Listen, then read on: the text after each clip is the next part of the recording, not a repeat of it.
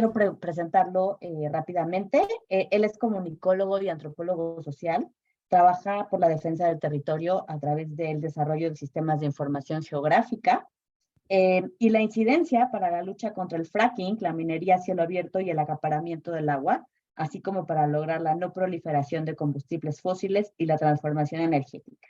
Y bueno, actualmente es, digamos, director de Cartocrítica y como pueden ver, pues precisamente el trabajo que vamos a discutir va en este sentido.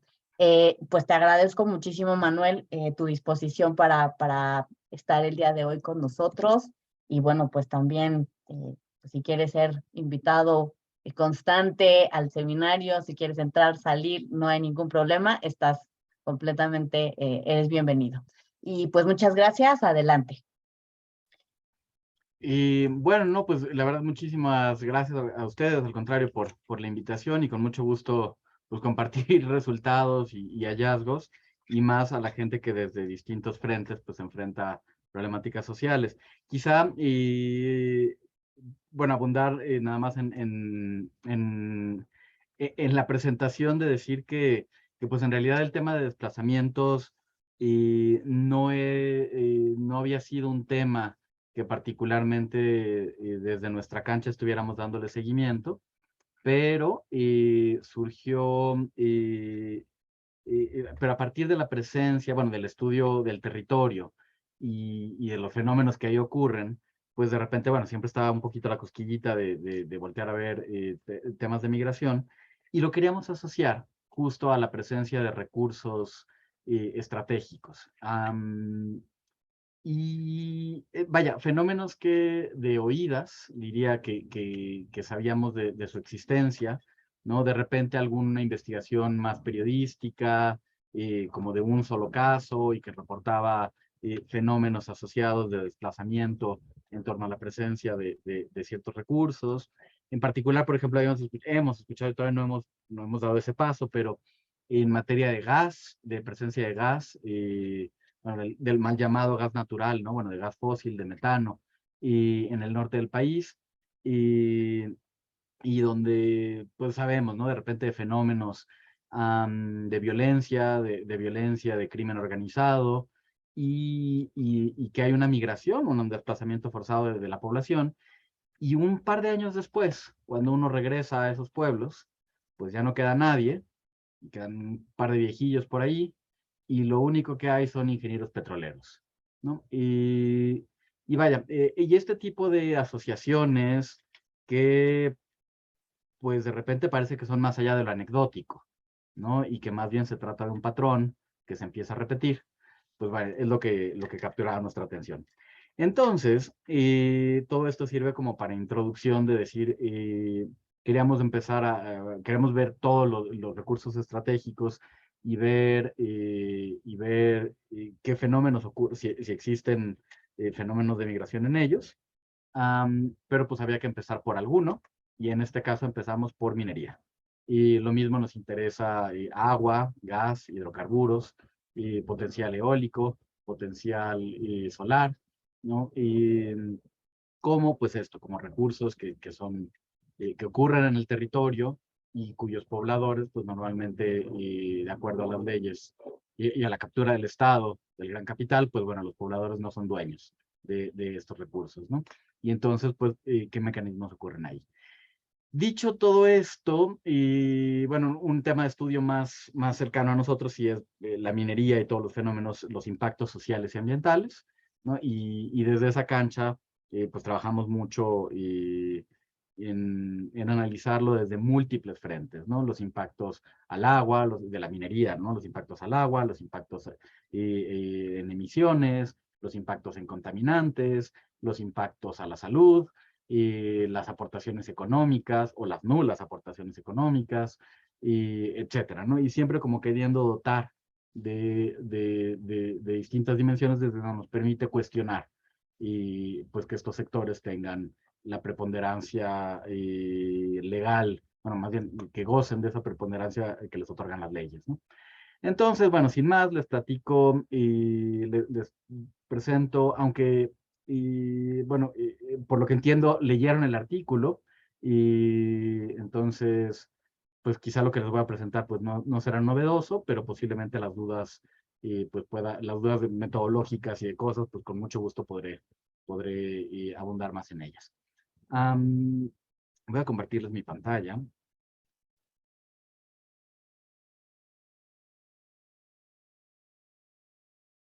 Ok. Y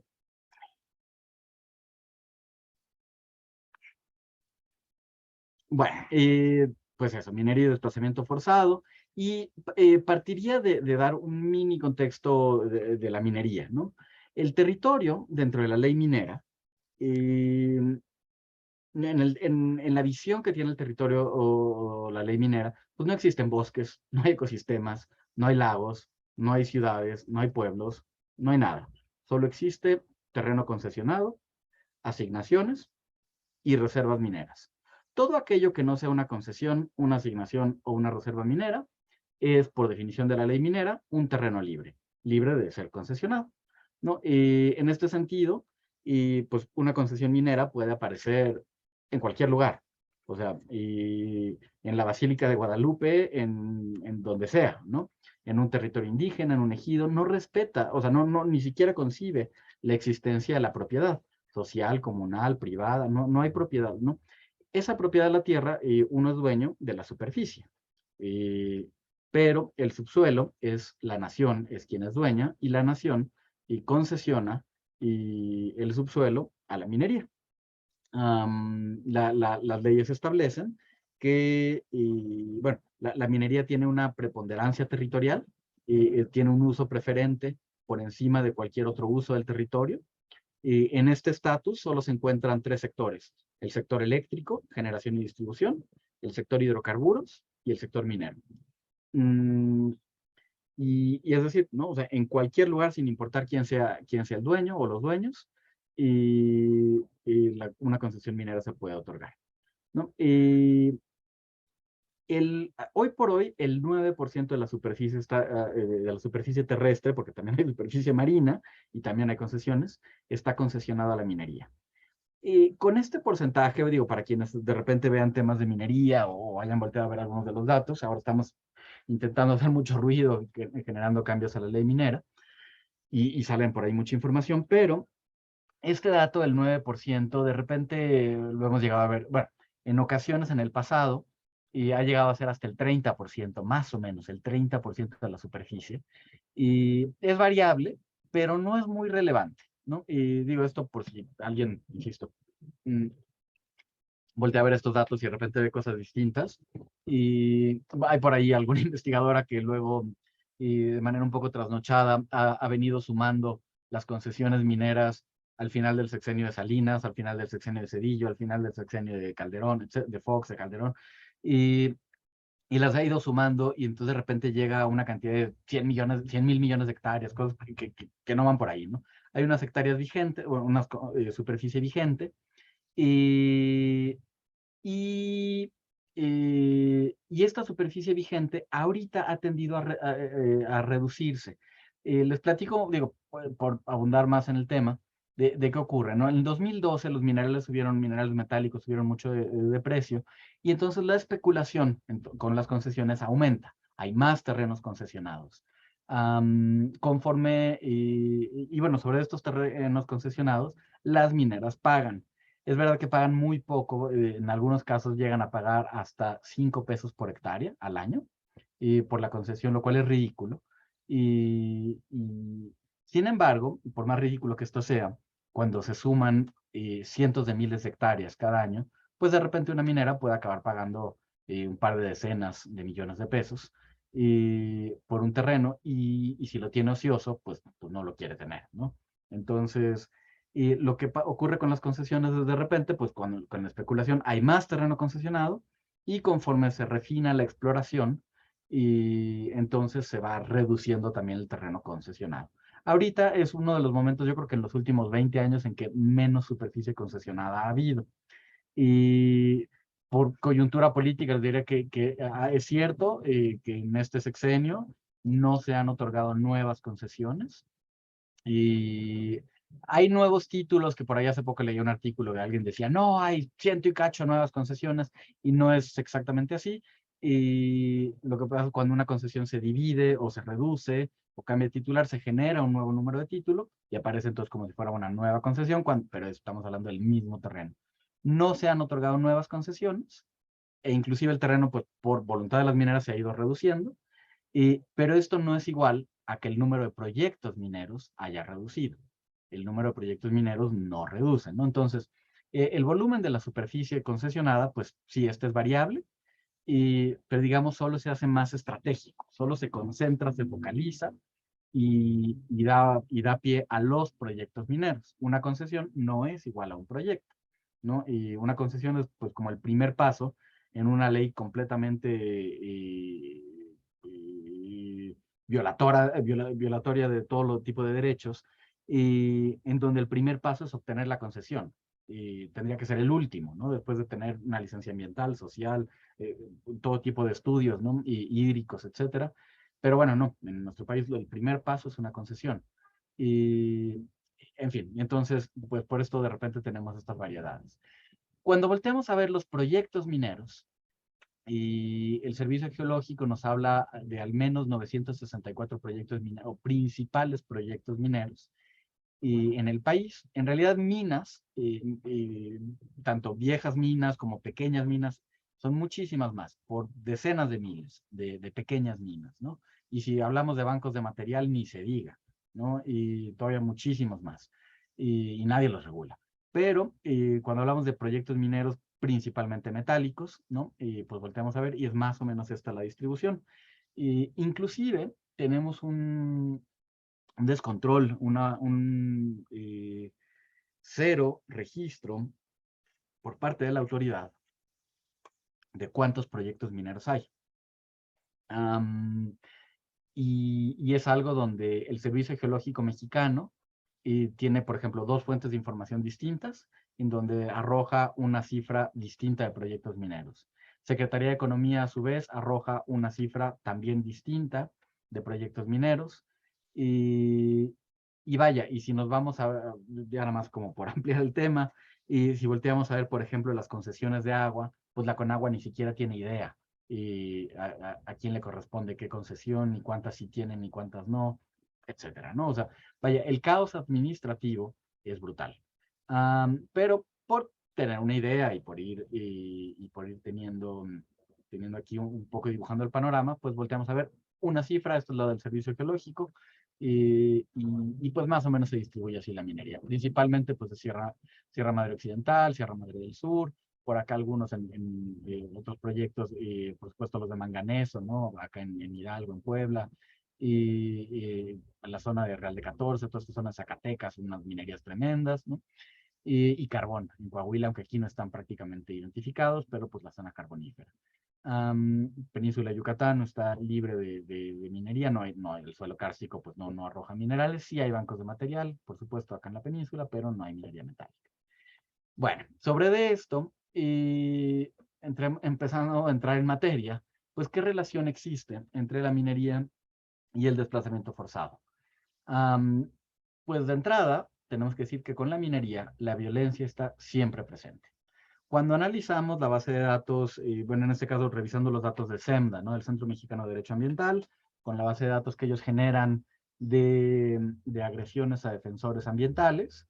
Y aquí, bueno, nosotros tuvimos acceso a la base de datos y revisando cuántos casos estaban presuntamente ligados con la minería, encontramos que en 10 años habían ocurrido 11 homicidios de defensores ambientales ligados con la minería, 12 casos de lesiones y pues decenas de amenazas, criminalización, desaparición forzada, privación ilegal de la libertad, etcétera, ¿no? O sea, la violencia y la minería está siempre presente. Y esto nos da pie, bueno, volteamos a ver cuáles son el contexto ahora de la migración interna. INEGI en el censo 2020, por primera ocasión, nos habla de las causas de la migración interna. Desde censos anteriores ya nos hablaba de un número total de población que había cambiado su residencia de un municipio a otro, ¿no? Fuera del estado o en el mismo estado, pero de un municipio a otro. pero no nos decía la causa. Y por primera vez en el censo del 2020 aparece la migración calificada, la desagregación sigue siendo por municipio, ¿no? Pero, o sea, aunque el censo, tenemos datos del censo a nivel de manzana, pero cuando se habla del dato de migración es simplemente a nivel de qué municipio venían con anterioridad, ¿no? Y esto lo clasifica por las causas de la migración. Las causas las divide, puede ser que se me olvide alguna, pero por causas laborales, por causas familiares, de estudios, por desastres naturales y por migración, perdón, y por inseguridad y violencia, que era la variable que nos interesaba. Bueno, del periodo de marzo del 2015 a marzo del 2020, el periodo que abarca el censo el más reciente, en México migraron 6.3 millones de personas. Y de estas, el 4%, que son 251,000 personas, lo hicieron debido a la inseguridad delictiva y violencia. Esta clasificación dentro del censo no se desagrega más, ¿no? O sea, es simplemente esa leyenda con esas palabras y hasta ahí, ¿no? Pero tenemos este grupo de personas, 251,000 personas que expresaron en el cuestionario esta causa, ¿no? Sin duda la migración será un tema multifactorial, pero en este caso esa fue la respuesta principal, ¿no? Y bueno, pues ante este escenario decíamos aquí, pues cabe preguntarse si la presencia de estos recursos estratégicos en el territorio, agua, gas, minerales, petróleo, viento, sol, ¿no?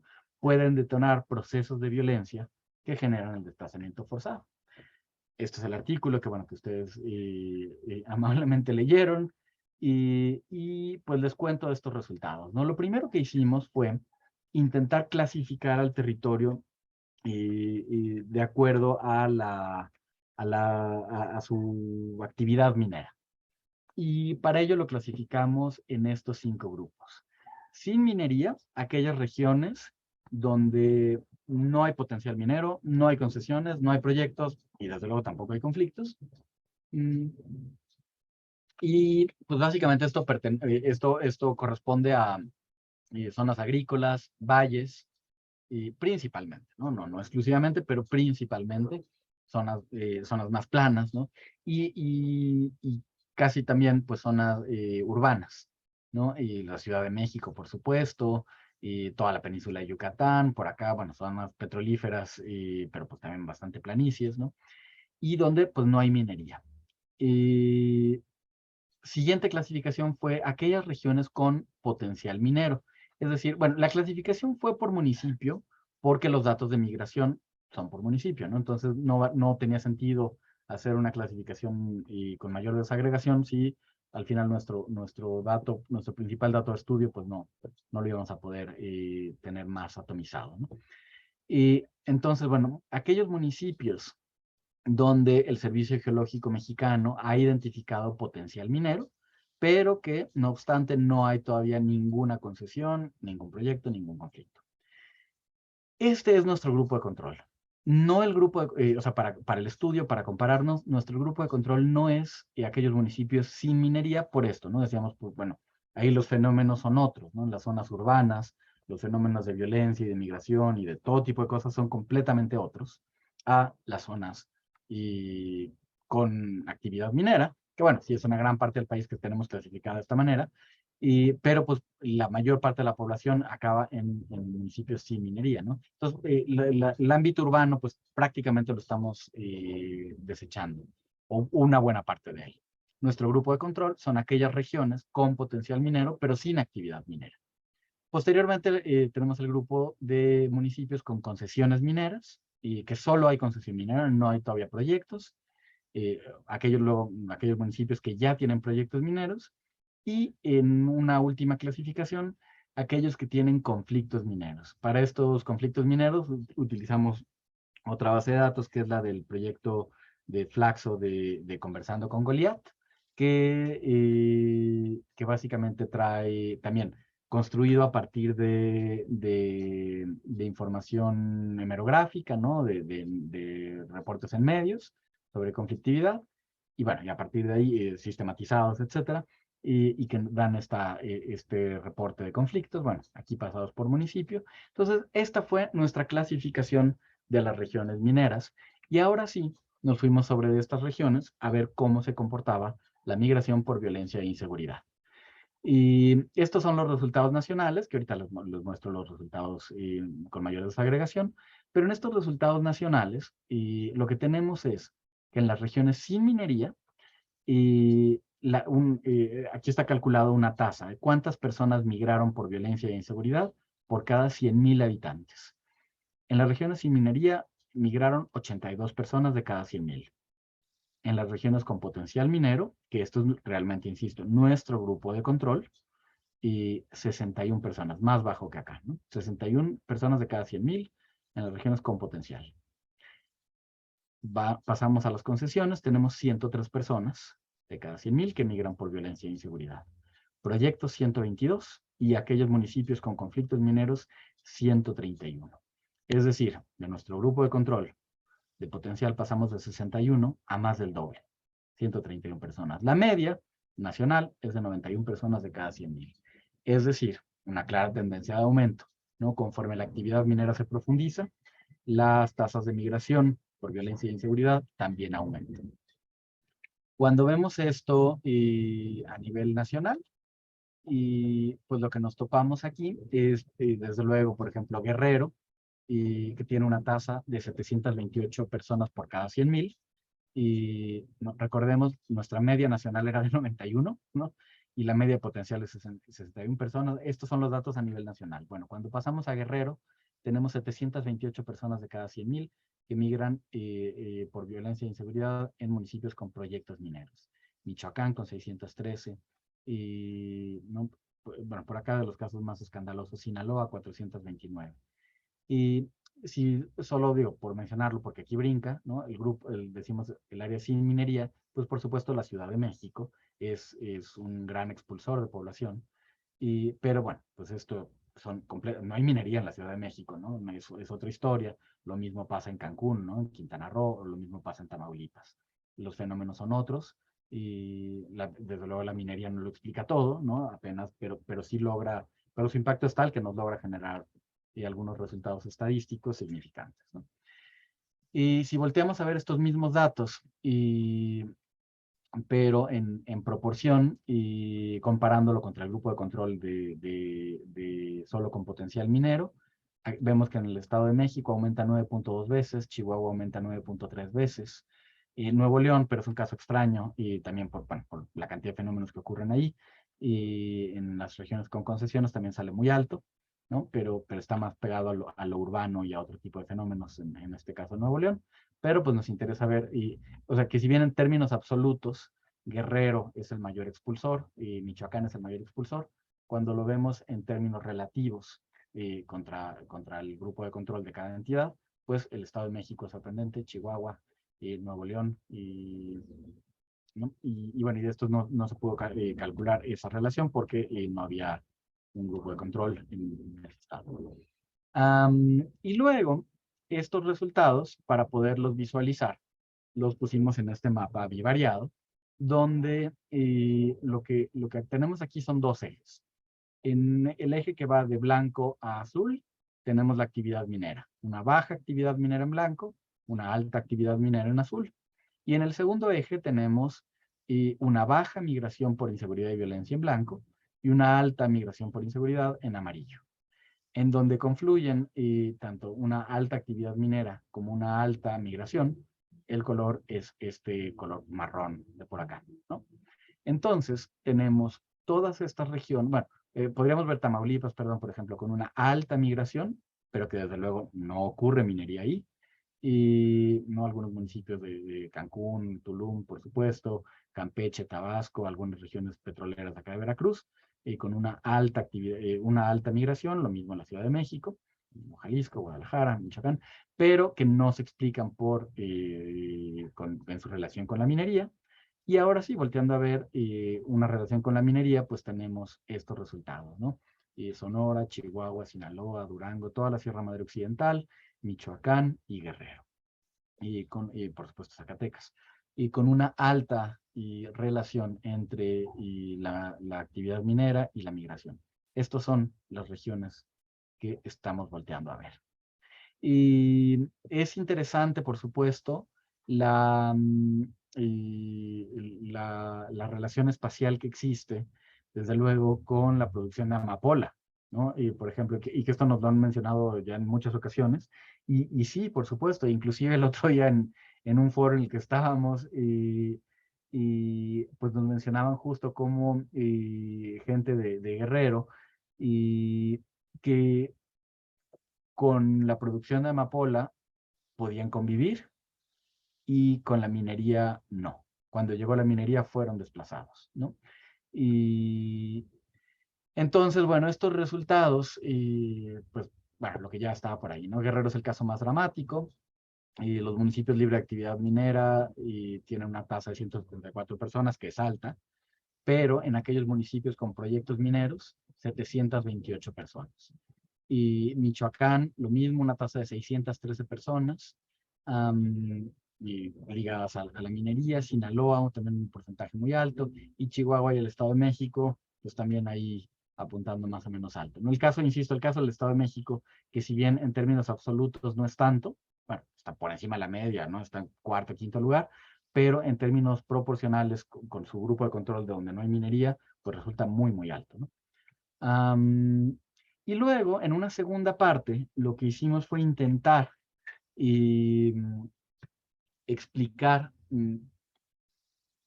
bueno, intentar identificar qué delitos eran aquellos que se relacionaban, que se correlacionaban con la migración por inseguridad y violencia. Para poder voltear a ver los delitos, lo que hicimos fue tomar los datos de las carpetas de investigación del Secretariado de Seguridad Pública. Esas carpetas de investigación, sin duda, son problemáticas, ¿no? De entrada hay el tema de la cifra negra, ¿no? Todos aquellos delitos que no se denuncian. Secuestro, ¿no? Es conocidísimo, ¿no? El bajo número de reportes de secuestro que hay. Vaya. Y entonces dependemos ahí de que se hayan denunciado o no, lo cual pues ya es problemático. Pero de cualquier forma, pues son los mejores datos que tenemos. Entonces, lo que hicimos para poder tener resultados, aquí no podíamos tener un estudio por estado, ¿no? Como hubiera sido deseable, por ejemplo, porque no hay suficiente número de muestras que nos permitieran analizar. Vaya, en algunos estados solo había un municipio en tal categoría, ¿no? En tal grupo, en tal región minera, o todo el estado es solo de una región minera, entonces no nos permitía comparar. Por lo tanto, tuvimos que hacer regiones más grandes. Para ello, lo que hicimos fue dividir el país en tres, norte, centro y sur. Desde luego, cómo dividir el país en tres, o en cuatro, o en cinco. Hay un montón de clasificaciones, pero en este caso tomamos un estudio de Coneval. Sí, creo que sí. De Coneval, donde habían justo dividido al país usando esta clasificación, tomando como perspectiva la migración interna por una serie de factores que ellos discuten en su publicación, pero al final de cuentas dividían de cierta manera el país y seguimos esa lógica. ¿Qué encontramos? Bueno, en la región norte encontramos de todos estos delitos, nuevamente, ¿no? El dividido sin minería, potencial, concesión, proyecto y conflicto. Y lo que encontramos es que en las regiones con conflicto minero, aquellos delitos con una correlación importante eran homicidio doloso con arma de fuego y arma blanca, y curiosamente, narcomenudeo con una correlación negativa. Y que más al ratito vamos a volver a ver narcomenudeo, pero con una correlación positiva, nada más que en el sur, ¿no? Pero aquí en el norte, el narcomenudeo nos aparece con una correlación negativa. Honestamente, digo, no profundizamos en el análisis, bueno, en este artículo no profundizamos en qué está pasando aquí, pero creo que es un tema bien interesante, ¿no? Lo digo, ahí queda pendiente para luego podernos meter más. Pero bueno, las lesiones dolosas aquí también aparece con una correlación negativa, lo cual, híjole, honestamente pensaría que es más ruido que otra cosa, pero ahí salió. Pero bueno, lo que nos quedamos acá es homicidio doloso. En el centro, y vemos que, bueno, a diferencia, ¿no? Del norte, en el centro, pues todos estos delitos aparecen acá, ¿no? En fin, minería potencial, como hay un abanico amplio, y nos aparecen altamente relacionados nuevamente en regiones con proyectos mineros, homicidio doloso, por supuesto, y narcomenudeo aquí ya aparece positivo, pero no tan fuerte, pero ahí está, ¿no? Homicidio doloso nuevamente. Y cuando volteamos a ver el sur, esto es un desastre. Y aparece, bueno, todo encendido y un montón de delitos altamente correlacionados. Nuevamente lesiones dolosas, narcomenudeo aparece ahora aquí muy altamente relacionado. Y mi teléfono sonaba. Homicidio doloso, lesiones dolosas y curiosamente robo a casa habitación, robo a negocio y robos de vehículo y también secuestro. Y nos aparece pues de todo en el sur, ¿no? Como un caldo de cultivo delictivo mucho más importante y particularmente cargado hacia aquellas regiones con proyectos y conflictos mineros. Y que recordemos, ¿no? Que los centros de población están principalmente ubicados en regiones sin minería, y acá en estas regiones con proyectos y conflictos estamos hablando en general de municipios con muy baja población y que sin embargo, pues estas tasas salieron muy altas, ¿no? Y resumen, conclusión, pues en el norte, homicidio doloso con arma blanca y de fuego, y secuestro también aparece en zonas con alto potencial, aparece ahí, con todo y que hay un muy bajo registro, el secuestro aparece marcado en el norte, ¿no? En el centro, homicidio doloso con arma de fuego, y en el sur, pues ya decíamos, robo de vehículo, casa y negocio, lesiones y homicidio doloso, secuestro y narcomenudeo. Y ahora sí, pues en conclusión, decimos que conforme la actividad minera se profundiza, pues aumenta la tendencia de migración por violencia e inseguridad. Y pues eso es lo que tengo por contarles de la presentación hasta este punto. Um, Así que no sé, pues si quieren, pasamos ahora sí a preguntas, respuestas, lo que me quieran contar.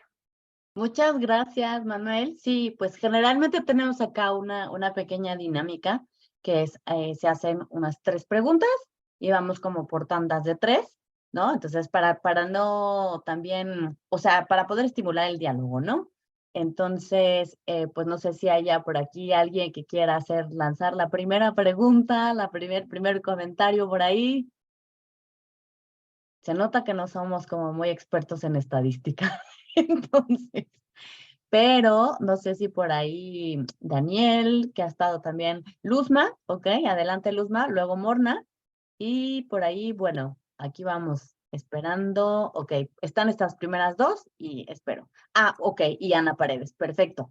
Ya luego pasa Manuel y así vamos. Ok, gracias. Muchas gracias, Libertad, por haber invitado a Manuel y a Manuel por haber aceptado una excelente conferencia o un excelente resultado de hallazgo de investigación, muy rico estadísticamente. Leímos el documento. Yo quiero hacerte una pregunta porque me parece muy importante.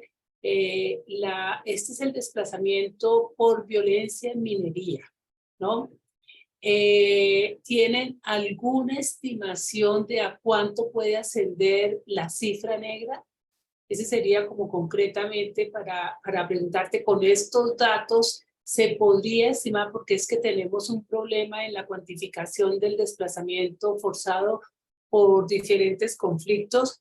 Esa sería una pregunta. Y tú dijiste al principio de la charla, de la conferencia, que con la minería está siempre presente la violencia. Entonces quisiera que si te fuera posible expandieras o ampliaras un poquito el ámbito de la violencia por la minería.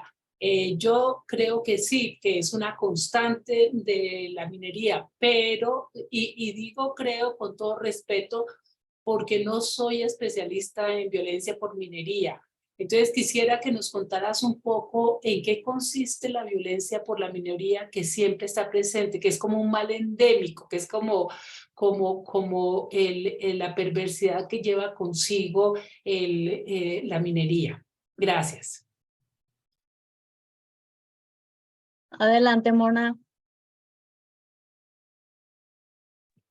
Sí, bueno, en primer lugar, de verdad, muchas felicitaciones, súper interesante el trabajo que están realizando y pues como muy profesional, muy riguroso. Entonces, mis felicitaciones.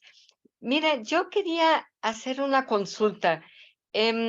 Cuando yo tuve la oportunidad, junto con José Luis, de entrevistar a un par de defensores de derechos humanos que tuvieron que salir al desplazamiento interno forzado por su trabajo de protesta en contra de una empresa minera canadiense. Y lo que ilustra ese caso, que realmente es muy impactante, es que estaba muy al tanto la empresa minera de todos los movimientos, de todos los dirigentes sociales, ¿verdad? Antiminera, ¿verdad? Entonces los tenían súper controlados, hasta con fotos y todo. Por otro lado, había una confluencia muy impresionante, preocupante, que tenía que ver con el Estado estatal, valga la redundancia, y con el crimen organizado. Entonces, yo quería preguntar si ese tipo de coordinación de estos diferentes poderes, fuerzas, si tú lo has encontrado en otras partes del país, o sea, que en este caso el crimen organizado no estaba a cargo del proyecto minera, que yo entiendo que en el caso de los Zetas, pues parece que sí, ¿verdad? Pero entonces, pero esta coordinación es lo que fue muy impactante. Claro, con personas en el Estado, ¿verdad? No es con todo el Estado, pero de toda manera, pues te da unos indicios, ¿no? Gracias. Gracias, Mona. Ana, adelante. Hola, mucho gusto. Pues me pareció una investigación muy reveladora porque las correlaciones que ustedes presentan, la verdad, es que permiten para los que somos más hacia el lado cualitativo ir a buscar precisamente esas relaciones territoriales, especialmente cuando los terrenos ya, cuando las mineras ya están instaladas en los territorios, ¿verdad? Que vincula el cambio que puede vincular más bien el cambio de la dinámica, ¿verdad? Que conlleva la instalación de una empresa minera, ¿verdad? Tanto, digamos, los cambios comerciales, ese aumento, por ejemplo, de robos a vehículos, ¿verdad? Lo que ocurre aquí en Guatemala me parece sumamente interesante porque lo que se evidencia es un crecimiento, ¿verdad? En el momento en que el proyecto empieza a operar, hay crecimiento económico de las comunidades, ¿verdad? Porque hay más dinero alrededor, entonces se adquieren más bienes y servicios alrededor de los proyectos. Obviamente esto llega a un límite, ¿verdad? Como ustedes ya saben. Y entonces me parece súper interesante uno de los resultados que yo creía que iba a tener cuando yo empecé a leer el artículo. Yo dije, esto va a comprobar algo que la gente dice que puede ocurrir por lo menos en Guatemala, y es el tema de la trata, ¿verdad? La gente en Guatemala, donde han habido proyectos mineros, siempre establece que uno de los cambios en el territorio es el aumento digamos, de bares y que sí, ellos evidencian de que principalmente niñas, ¿verdad? Niñas empiezan a llegar al territorio al trabajo, ¿verdad? Al trabajo sexual, ¿verdad? Y la prostitución, en pocas palabras, ¿verdad? Entonces, en palabras más comunes. Entonces me pareció muy interesante que ese número no se reflejara, ¿verdad? Dentro del territorio y también dentro del sur, ¿verdad? Dentro del sur. Pero bueno, o sea, creo que precisamente eso es lo positivo de presentar este tipo de estudios, ¿verdad? Que hacen estos cruces de variables y con las fuentes para también saber la posibilidad de que esto esté provocando o no esté provocando procesos de desplazamiento. Entonces es muy, muy interesante. La verdad es de que qué bueno que ustedes en México tienen en el censo la pregunta sobre el motivo de por qué la gente tiene que emigrar. Yo creo que independientemente de, perdón que ya me extendí, pero independientemente de que pues ustedes reconocen en este artículo y como hemos hablado que hay una limitada posibilidad de captación de información sobre el desplazamiento, creo que esto es precisamente un avance que ustedes tienen, ¿verdad? En estos censos, que por lo menos permite hacer esta representación del fenómeno del desplazamiento a nivel nacional. Entonces, un trabajo muy útil. Gracias, Ana. Pues por aquí, Manuel, si quieres echarte estas respuestas, el peloteo, y bueno, esperamos otras preguntas por ahí. Claro que sí. No, muchísimas gracias por las preguntas, creo que son súper relevantes y también me hacen ponerme a pensar qué más cosas se pueden hacer. En primer lugar, no entendí si la pregunta de la cifra negra era sobre los delitos o sobre la migración, pero pero finalmente, bueno, de ambos casos. Y sobre delitos, sobre cuál es la cifra negra de delitos, hay varias organizaciones de sociedad civil que justo se han dedicado a estimar eso, e inclusive el propio INEGI tiene otro instrumento, o sea, porque estos son los datos de las carpetas de investigación, ¿no? Los que utilizamos. INEGI, por su parte, tiene la ENVIPE, la de percepción de seguridad, donde ahí se estima la cifra negra, no para todos los delitos, ¿no? Que esa es la limitante que tiene, y lo hace a nivel estatal, no lo hace a nivel, sí, lo hace a nivel estatal, la ENVIPE, no, o sea, no llega a una desagregación municipal, se queda a nivel estatal y no para todos los delitos. Pero bueno, y ahí tienen pues como un arduo trabajo, y hay pues eso diría como toda una corriente de investigadores que han estado trabajando justo ese tema de la cifra negra. Entonces, bueno, sugeriría voltear a ver por ahí. Y ahora, con respecto a una cifra negra de migración, ya ahí no he visto mucho. Creo que es bastante novedoso el que se empiece a desagregar la información. Decía, pues es la primera ocasión que el censo trae esta respuesta. Y creo que faltan todos los estudios por hacer.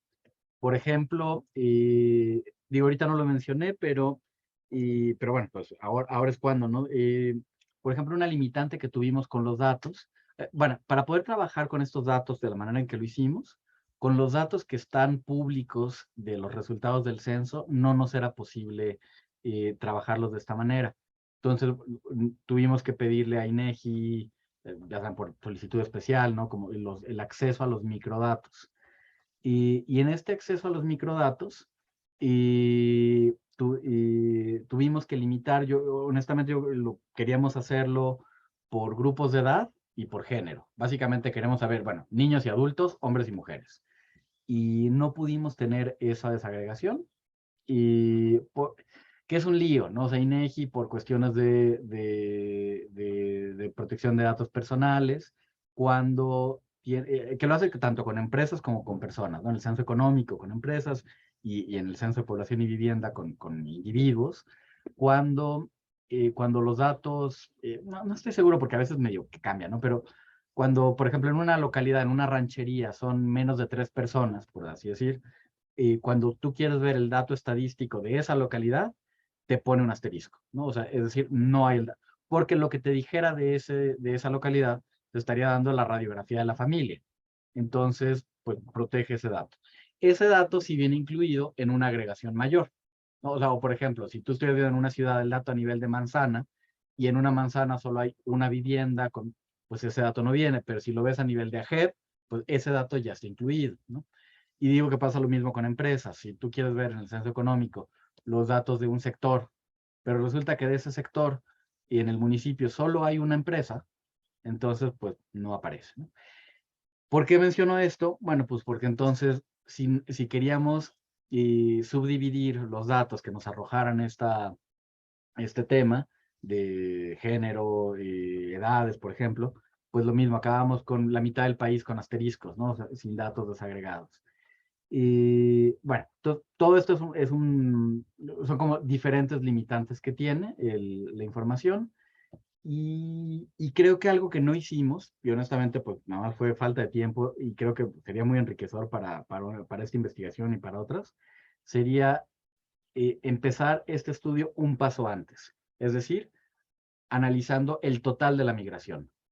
Y, o sea, aquellos que respondieron trabajo, familia, todos, agarrar todos, quizá después profundizar más en migración y violencia, pero realmente analizar todo el fenómeno y luego solo ya además el grupo particular. Creo que eso sería una mejora, pero no, más allá de estas distintas limitantes, además de la posible cifra negra, que no creo que hubiera, que sea tanto, o sea, sí en la causal, pero no tanto en quién vivía en cuál municipio, porque finalmente ahí pues el valor estadístico, o sea, el diseño estadístico censal, pues está orientado a tener un nivel de confianza pues, bastante alto, ¿no?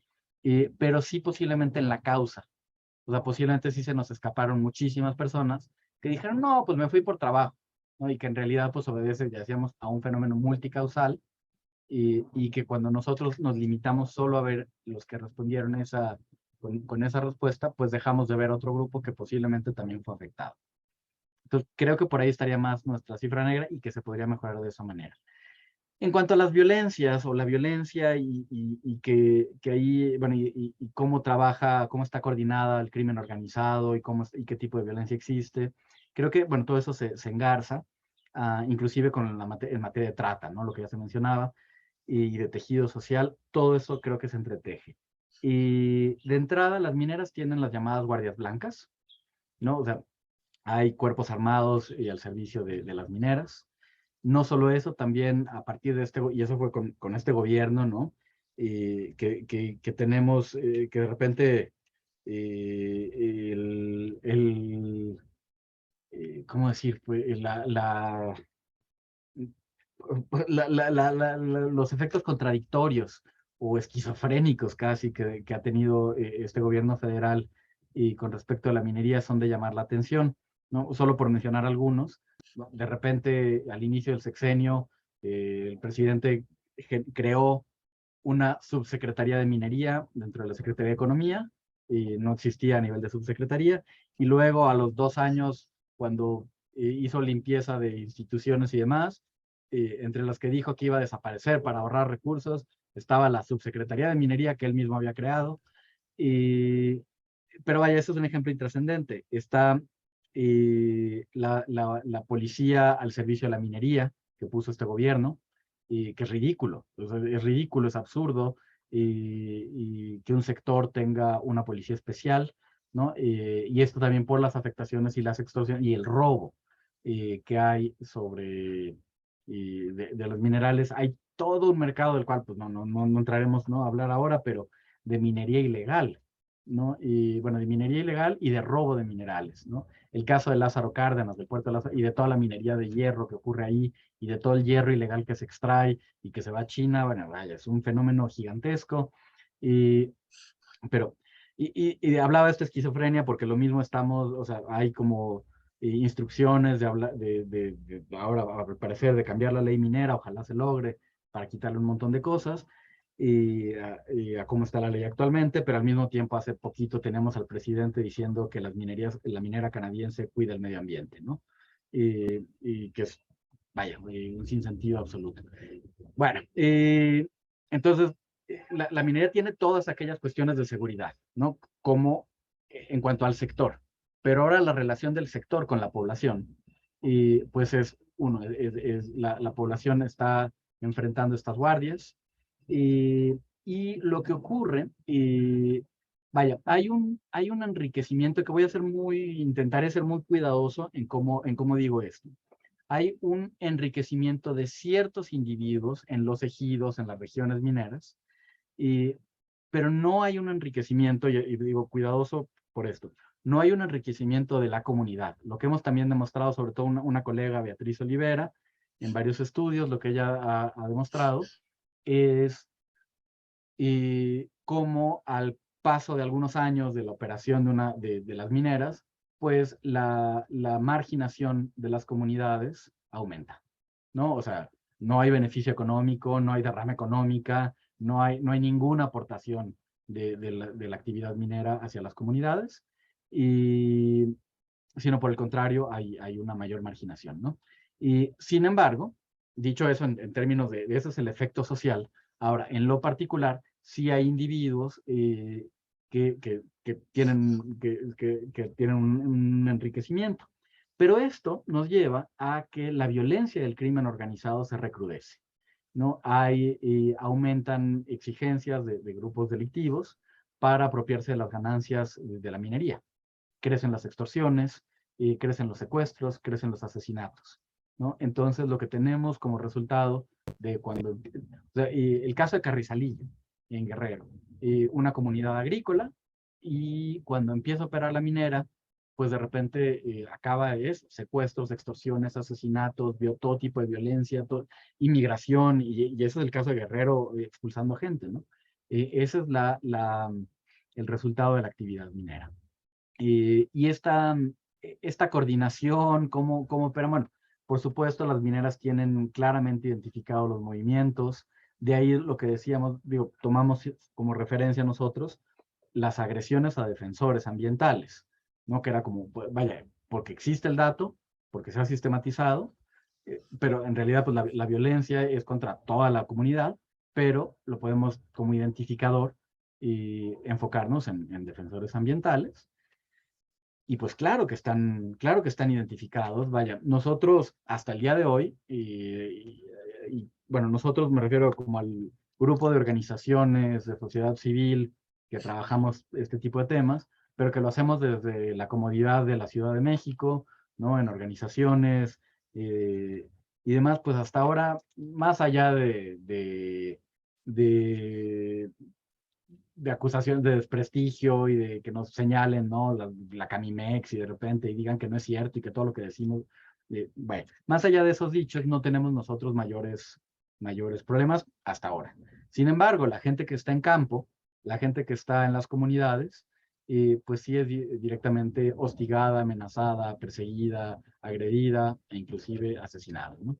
Entonces, vaya, con estos datos estadísticos, sin duda no podemos señalar con nombre y apellido la relación entre grupos, ¿no?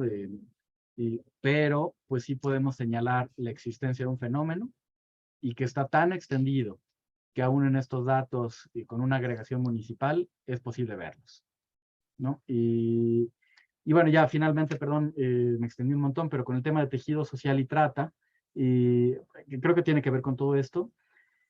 Creo que sí, totalmente sería, bueno, yo lo noté como tejido social, ¿no? O sea, cómo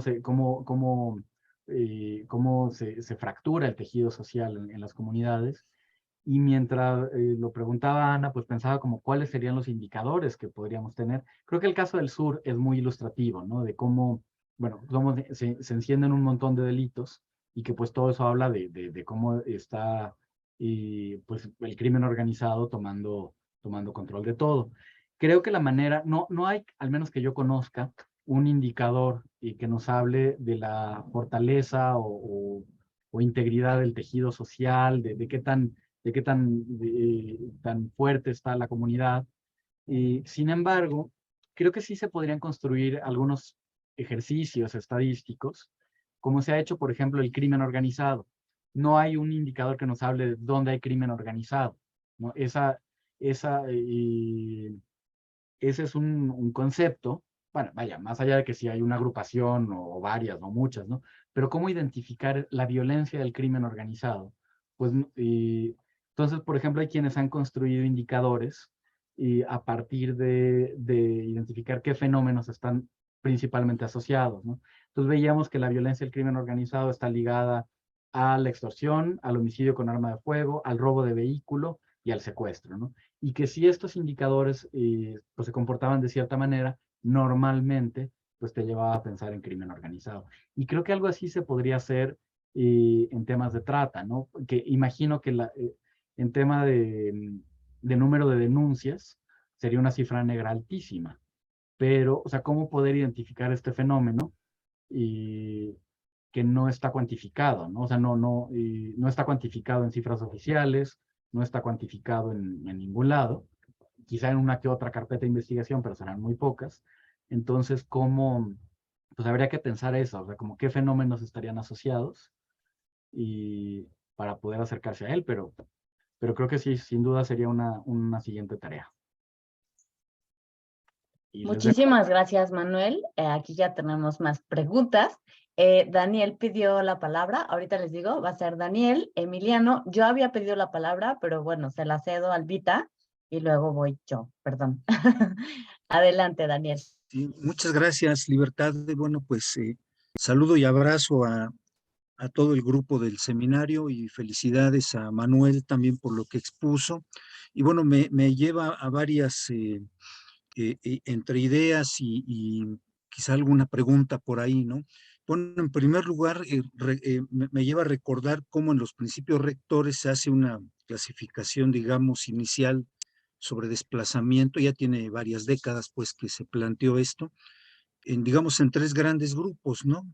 Violencia, que es, digamos, el más recurrente en diversos análisis y descripciones de la problemática, megaproyectos y desastres o catástrofes, le llaman naturales en los principios rectores, pero a la luz de lo que nos expone Manuel, pues vemos que hay una hibridación también de las causas, si podemos verlo así, ¿verdad?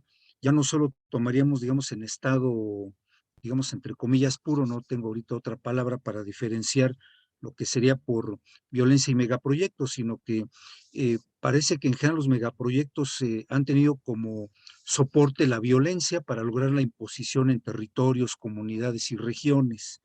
Entonces, bueno, en esta exposición queda más claro esto, cómo hay ese tipo de hibridación. Por otro lado, en lo que decía al principio, ¿no? Hay como que tres prioridades en la política, en la economía en México: minería, hidrocarburos y el asunto energético.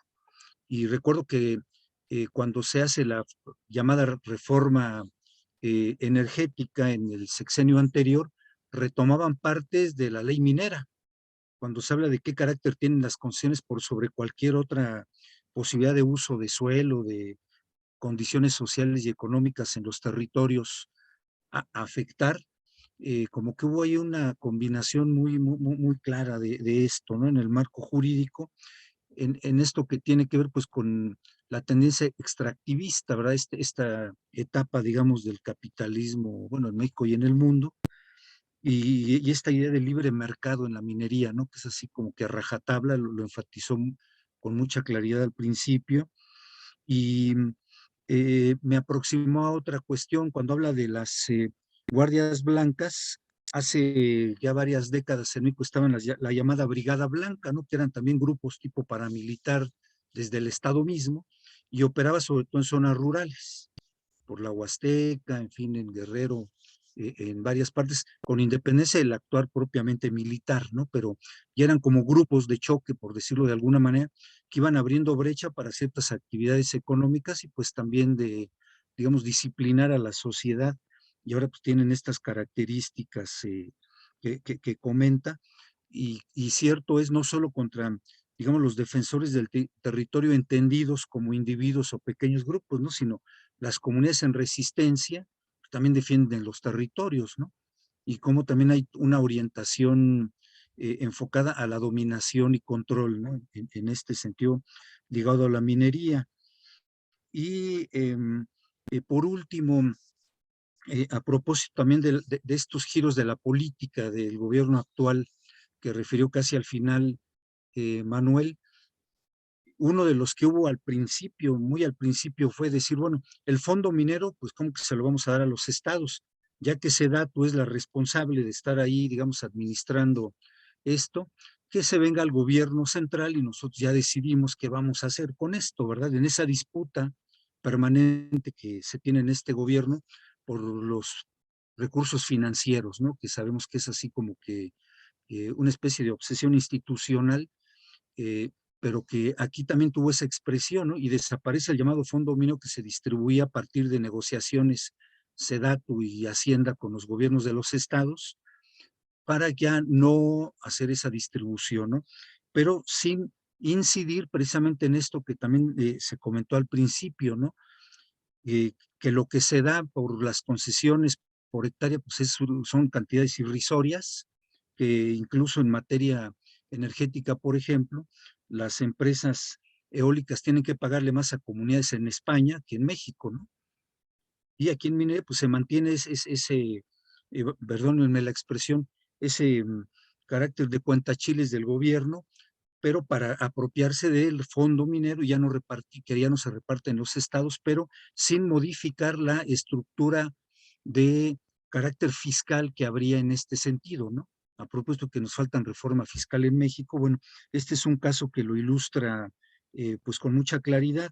Y termino esta especie de divagación y algunas reflexiones también, recordando cómo ahora en el Senado, cuando estuvimos por allá con algunos colegas, estuvo Alba, en fin, de AMAP, la compañía que nos invitó, el Senado trabaja la minuta que le llegó de la Cámara de Diputados, pero la iniciativa que había propuesto el senador Álvarez y Casa y 12 diputados en su momento, incluía aspectos de la ley minera. Lo quiero referir porque como que había cierta interés, cierta inquietud en esa iniciativa de ley de retomar también la problemática de la minería como uno de los factores que estaría generando esta situación de desplazamiento interno. Muchas gracias y bueno, eso sería todo en este momento. Gracias. Gracias, Daniel. Emiliano, adelante. Sí, bueno, que quite la cámara, es que está fallando el internet aquí en el colegio. Se cortó. Pues primero que nada, muchas felicidades, Manuel, y es un buen trabajo, y de hecho conozco a Kelly, ella estudió conmigo en el posgrado en desarrollo rural, y muchas gracias pues a Libertad y a las compañeras por invitarme al seminario, es mi primera vez y estoy muy contento, gracias. Y felicidades, la verdad, por el trabajo. Me gustó mucho, me hiciste recordar muchas cosas de mi tesis del doctorado. Yo trabajé en la comunidad de Ostula, en la costa de Michoacán. Eh, y la verdad, bueno, trabajé antes y luego pues ya hice mi tesis ahí con un acuerdo de la asamblea y ya lo hemos presentado ahorita y bueno, ahí está para el que le quiera echar el ojo. No hablo directamente de desplazamiento, hablaba más bien del conflicto por la tierra y de la lucha por la tierra y el conflicto socioterritorial y el papel de la minera Termium, ¿no? De Aquila, las encinas, que es de uno de los hombres más ricos del mundo, que es Lashki Mittal. Entonces, yo después de terminar la tesis, todo eso, yo me puse a estudiar mediación y transformación de conflictos, y muchos de mis profesores me platicaron que había mediadores entre mineras, o sea, altos directivos de las minas y narcotraficantes, o sea, grupos del crimen organizado, que son contratados especialmente para hacer esto, y que en el fondo, pues bueno, son los caciques locales, ¿no? O sea, es una forma de eufemismo y de ocultar el crimen organizado, pero tienen nombre y apellido y son los caciques históricos de las regiones. Entonces, ¿cómo es este diálogo certero que hay, digamos, y muy sistematizado y muy claro entre altos directivos de las mineras, operadores cotidianos de la minera y la gente armada en las regiones? Y cómo eso se traduce luego en represión y en estrategias que diseñan en conjunto para combatir a las resistencias y a las comunidades, cuando su estrategia inicial de acuerdos individuales no funciona, que es lo que más quieren, y no quieren hacer acuerdos colectivos en ejidos o acuerdos comunitarios en bienes comunales, ¿no? Entonces yo les puedo pasar luego el texto, digamos, ahorita acaba de salir uno en COLEF, que es el puro caso empírico del conflicto de Ostula. Ya la parte teórica e histórica está en internet, pues en la UNAM también les puedo pasar el dato. Pero también no quería dejar de mencionar, pues, o sea, la violencia y la inseguridad y los asesinatos y los secuestros y las desapariciones en Ostula, ¿no? Cuando yo trabajaba ahí con ellos, que pues, la verdad me tuve que salir de ahí por lo mismo que estaba fea la situación. pues eran 34 compañeros asesinados y 5 personas desaparecidas, ¿no? Y ellos líderes. Y hoy, o sea, hace unas semanas, han sido 3 guardias comunales asesinados y hay dos activistas ahorita desaparecidos, un abogado y un líder de la comunidad, ¿no? Ricardo y Antonio, que todos tienen en dominación común, ¿no?, la minería. O sea, esta lógica de este nuevo acuerdo que se quiere hacer y detener la expansión que siempre ha querido la minera en la costa, ¿no? Entonces, eso les puedo compartir para si lo quieren revisar. Y también ya en términos de tu trabajo me gustó mucho la correlación que hacen y la metodología. Soy como Libertad, nosotros no, los quali no somos tan quanti y nos gusta luego ver estos trabajos que nos ayudan a entender cosas, porque luego hay otros que no nos dicen nada, la verdad. Bueno, esa es mi opinión, pero este sí me dice algo y lo agradezco, y más con los mapas. Pero ¿sabes qué? Me gustaría mucho, no sé, o sea, me gusta las 5 criterios que pones, sin concesión, con conflicto, con potencial, pero estaría muy bueno verlo para la pura región Pacífico, porque siento que al ponerlo norte, centro y sur, como que se disuelve, se diluye, y si lo hicieran el mismo ejercicio, pero solo para la región Pacífico, donde está concentrada la minería, como ustedes muy bien lo exponen, yo creo que esos datos saldrían otros datos, saldrían más cuestiones interesantes a reflexionar. Pero no sé, eso es lo que quisiera oír tu retroalimentación. O sea, solo la pura región, desde la Sierra Madre Occidental hasta la costa del Pacífico, digamos, solo esa región. Cambio. Gracias. Gracias, Emiliano. Adelante, Albita, y luego sigo yo. Me doy la voz. No, gracias. Bueno, Manuel, pues agradecerte muchísimo de verdad por tu trabajo. De hecho, iba a ser la misma como observación que Emiliano sobre estos territorios estratégicos, es decir, ¿cómo podríamos analizarlos, como ustedes ya lo tienen mapeado, ¿no? Como para ir identificando estas violencias que tienen, pues, un antes, un durante y un después de que las minas arriban a estos territorios, ¿no? Esa sería como una sugerencia, ¿no? Y la otra viene siendo una pregunta.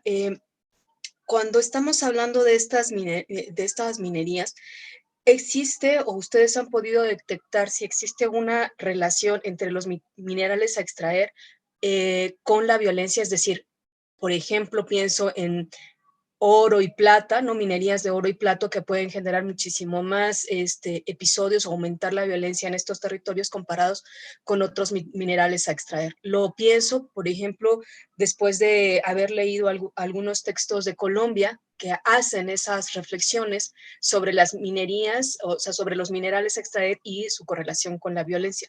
Lo pienso un poco pensando en la región donde estamos, que es en la Sierra de Guerrero, donde están concesionados para oro y plata. O sea, existen estas concesiones de oro y plata. Aunque todavía no empiezan los trabajos de prospección, sí está generando un aumento de la violencia, como tú bien lo mencionaste hace ratito, ¿no? Como la amapola permitía convivir en ese espacio, no en ese territorio, pero con las concesiones mineras o con la minería, pues no. Entonces, pareciera una suerte como de saber qué minerales existen en estos territorios antes de su explotación para generar estas dinámicas de despoblamiento de territorios, ¿no? Entonces, esa sería una sugerencia y una pregunta. Gracias, Manuel. Gracias, Albita. Pues yo creo que me espero para la siguiente ronda. Adelante, Manuel. Ya hay una manita para la ronda que soy yo y espero otros más. Adelante, Manuel. Claro. Nuevamente, muchas gracias por las preguntas. Sobre, creo que el primer punto de cómo, bueno, se divide históricamente el estudio de los desplazamientos y violencia, megaproyectos, catástrofes o desastres naturales, ¿no? Y que bueno, creo que justo, bueno, tenemos muy claro, ¿no? Que de naturales no tienen nada, ¿no? Siempre hablamos más bien de desastres humanos causados, ¿no? Por falta de regulación, etcétera. Y que, digo, solo como nota al pie, está bien interesante los resultados de desastres naturales que aparecen, o sea, de la migración por desastres naturales que aparecen en este censo, porque bueno, si bien no dice más nuevamente, solo dice desastres naturales, son, pues evidentemente, son prácticamente en su totalidad, prácticamente, del sismo del 2017, ¿no? Y entonces es la delegación Cuauhtémoc, bueno, la alcaldía Cuauhtémoc en la Ciudad de México, y algunos municipios de Oaxaca y Jojutla en Morelos. No son los principales expulsores de población por desastres naturales. Digo, esta categoría, pues sin duda la seguiremos viendo crecer, ¿no? Con inundaciones, con sequías y demás, ¿no? Pero bueno, está por ahí. Y sí, justo en efecto, pues es que está relacionado, ¿no? Megaproyectos es violencia, ¿no? Megaproyectos, y cuando nos acercamos al estudio de los megaproyectos, pues es el principio de la acumulación por despojo, ¿no? El modelo extractivista es eso, ¿no? Y bueno, y el modelo capitalista, ¿no? Entonces, pues claro que están enlazados, ¿no? O sea, megaproyectos y violencia están siempre relacionados. Luego, creo que sí, las guardias blancas, el control del territorio, pues es lo que está ahí presente por todos lados. Y desde luego, pues la defensa del territorio, pues siempre viene en esa, siempre se topa con guardias armados, ¿no? Tenemos lo que mencionaba, ¿no? Mediadores entre mineras, gente armada, crimen organizado, narcotráfico. Pues sí, claro, ¿no? Hay una negociación por el control del territorio y que pues se da con los caciques, se da con corrupción, se da muchas veces con los presidentes de los ejidos, con el comisariado, ¿no? Con el presidente de bienes comunales, y donde pues lo que se beneficia es, bueno, en un acto de corrupción, con asambleas ilegales, ¿no? Se beneficia individualmente al sujeto que en ese momento ostenta el cargo, y en muchas ocasiones, ¿no? Hay otros ejidos o comunidades que se organizan e inclusive modifican sus reglamentos para intentar expulsar a la actividad minera, pero en otros casos no, en otros casos tenemos a alguien ahí, algún individuo sumamente corrupto que recibe los beneficios y otorga todos los permisos y otorga las tierras.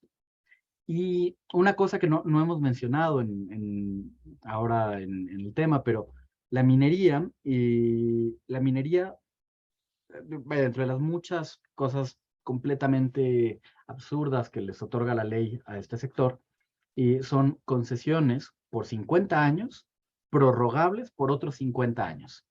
Y no hay causas de nulidad. No hay o sea, el derrame de Grupo México al río Sonora, al río Bacanuchi, y afectando decenas de miles de personas, afectando un montón de cuencas, afectando varios estados, no es causal para quitarle la concesión, ¿no? O sea, no hay, se pueden quedar mineros atrapados, muertos en una minera subterránea, no es causal para quitarles la concesión. No existe una causal para, entonces tienes 50 años prorrogables por otros 50 años. O sea, son latifundios mineros, ¿no? Y en estos latifundios mineros, pues lo que ocurre es que si tú tienes una oposición territorial o un gobierno poco favorable, municipal, estatal, federal incluso, pues el gobierno se va. O sea, te esperas 5 años y ya se van. Y tú tienes la concesión por otros muchos tiempos, ¿no? Entonces, la amenaza minera, inclusive con la organización comunitaria, pues es tan monumental, porque pues puedes tener la organización comunitaria un momento, o sea, unos años, y la minera puede descansar. Bueno, tengo otros 5 proyectos aquí al lado, ¿no? O sea, me voy a los otros, y ya al rato cuando ya se desorganice, ahí va de nuevo, ¿no? Entonces es una amenaza que no cede. Y entonces, bueno, eso, la temporalidad juega siempre del lado a favor de la minera. Rápidamente con el tema fiscal y de beneficios económicos, Y nosotros, bueno, siempre decimos, y bueno, lo decimos y lo afirmamos y lo documentamos, y de cómo las mineras no aportan nada. A Camimex le encanta decir que aportan el 3% del PIB, ¿no? Y que tienen no sé cuántos empleos, lo cual es completamente falso, porque cada vez que Camimex dice estos datos, agrupa los datos del sector minero y metalúrgico, es decir, el procesamiento, ¿no? La parte posterior a la minería. Cuando volteamos a ver solo la minería, aporta prácticamente nada a la economía.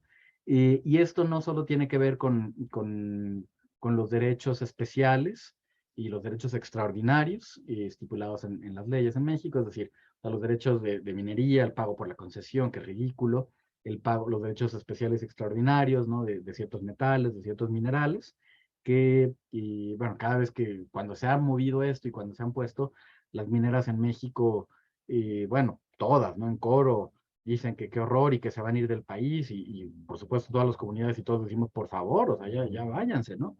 Pero, pues, claro que no se van, es uno de los países donde menos pagan, pero no solo es por los derechos especiales y extraordinarios, sino inclusive las devoluciones de IVA que reciben, lo tiene reportado la Auditoría Superior de la Federación, o sea, vaya, no son nuestros datos, de cómo de repente resulta que, vaya, las mineras nos cuestan, ¿no? No solo no aportan, sino nos cuestan. Y apenas a final del año pasado, la secretaria de Economía, la nueva Raquel Buenrostro, justo viniendo del SAT, ¿no?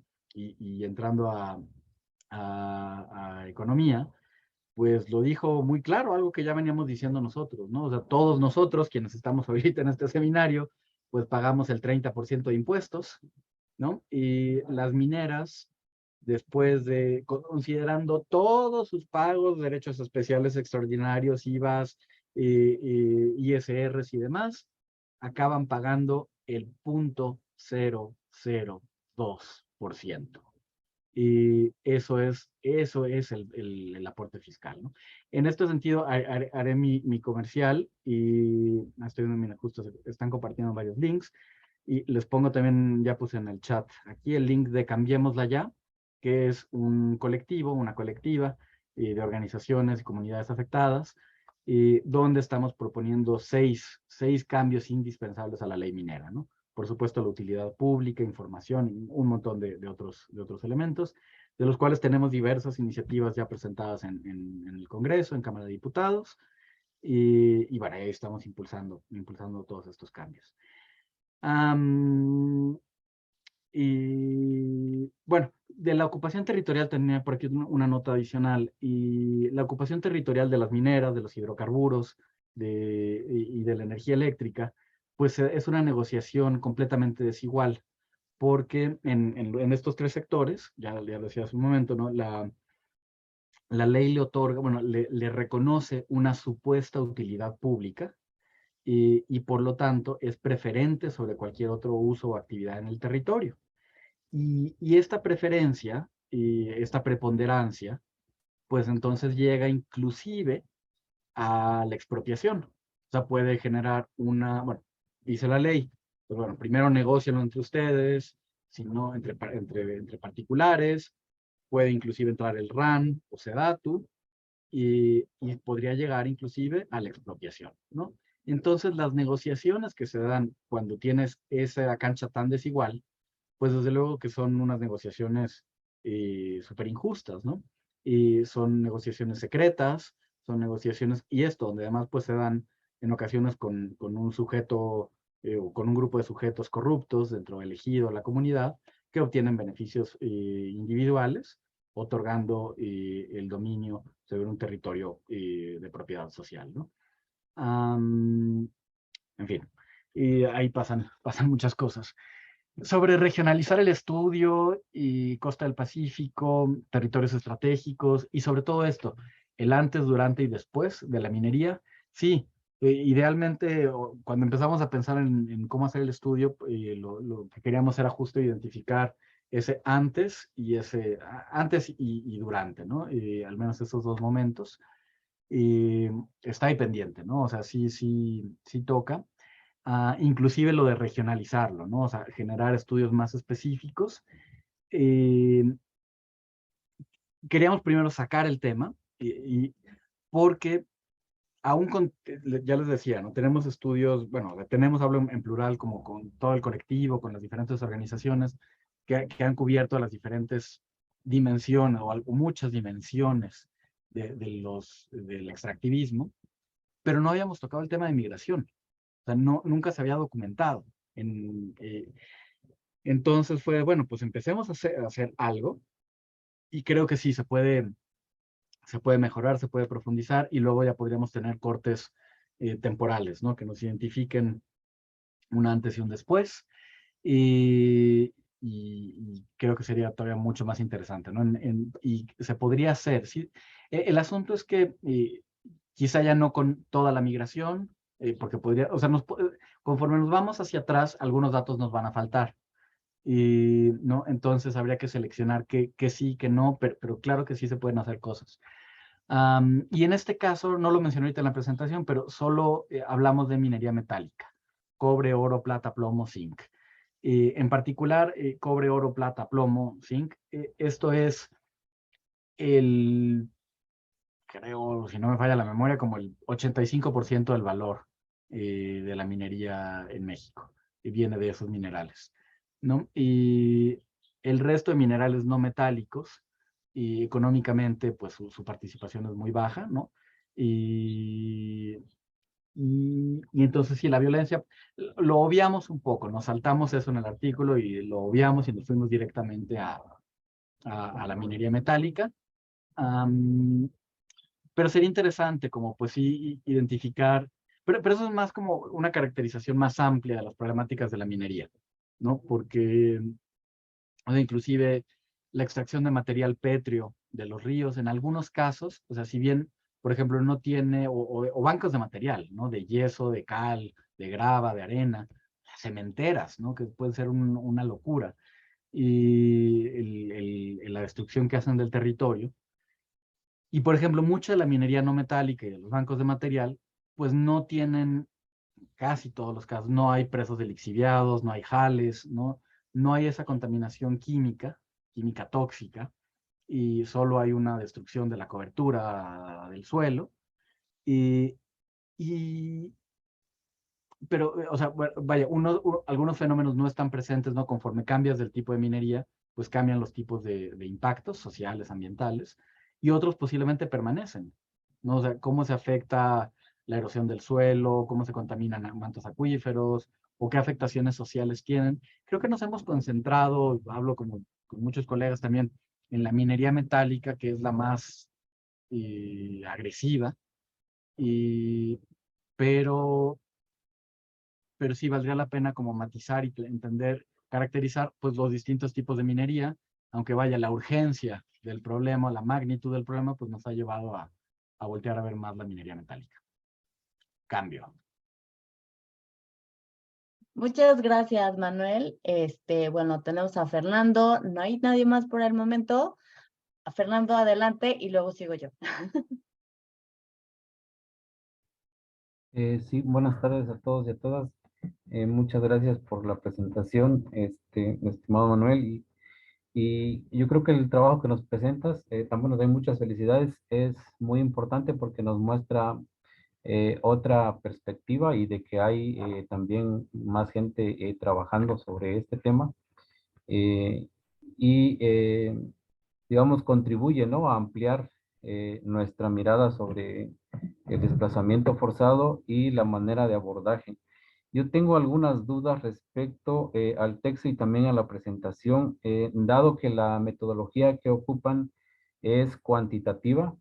Me parece importante, a ver si me das favor, son dos preguntas.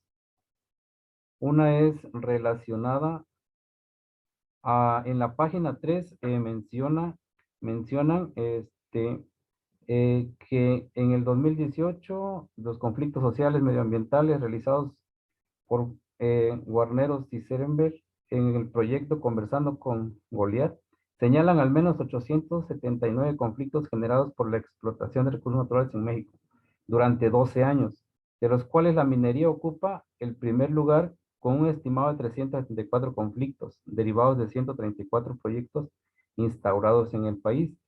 Posteriormente, en la página 10, mencionas, dada la regionalización que hacen en la cuestión geográfica, mencionan, ahorita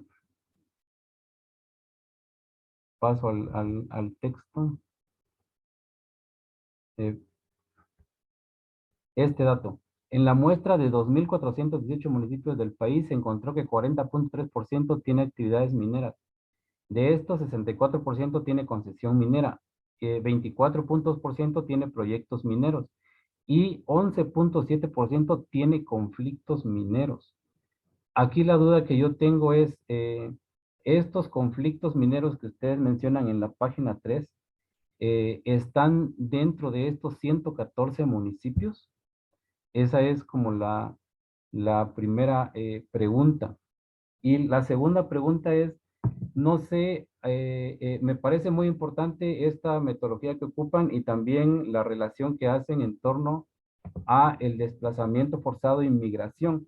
Pero dadas las fuentes que tienen para abordar la migración, no sé hasta dónde también se está dejando de lado estos datos de desplazamiento forzado interno que ya están de alguna manera registrados entre ellas, pues la principal, ¿no? La CMDP-DH, y quizás porque están tomando como conclusión de que estos 250,000 personas que están como migrantes están dentro ya del cuadro, como posibles lo manejan, ¿no? Desplazados internos forzados.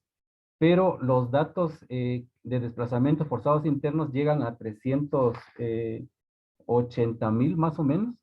O sea, estamos hablando de un número mayor de 2016 para la fecha, de acuerdo a los registros de esta organización, y no estaríamos hablando como de dos problemas o de dos cifras diferentes o que se pueden conjuntar, o si en algún momento en estos procesos que ustedes realizan, poder poner estos datos de desplazamiento forzados sumados a estos de migración, o cómo. Yo creo que ese es uno de los problemas que tenemos con la cuestión estadística, ¿no? Y el manejo de los datos. No sé, ahí si me podrías apoyar ampliando un poco más en esas dudas. Muchas gracias. Gracias, Fernando. Ok, bueno, Jairo, adelante y después yo.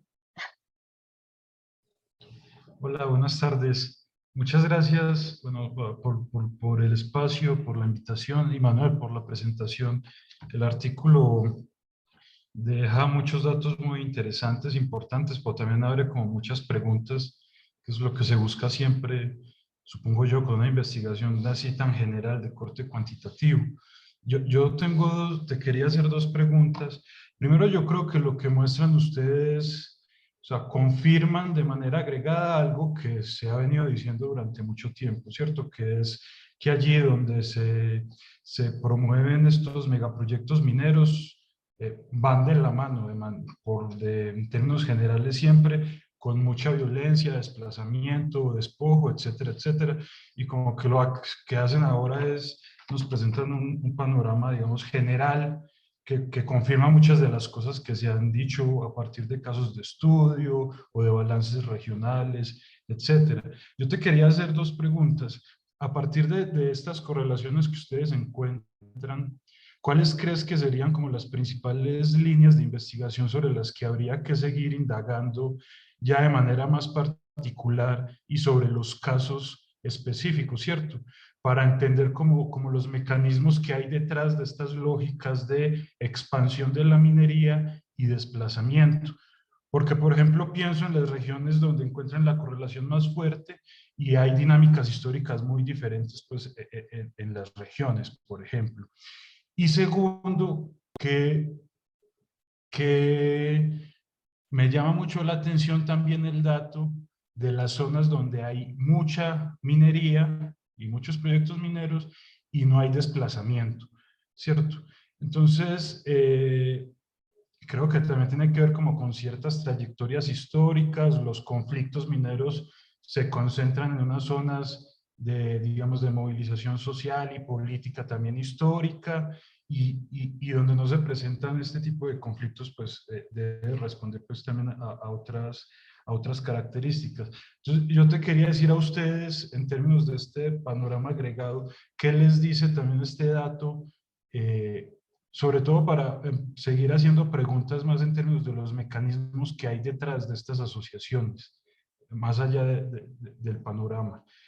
Y te lo digo, por ejemplo, porque en el caso que presentan de Zacatecas,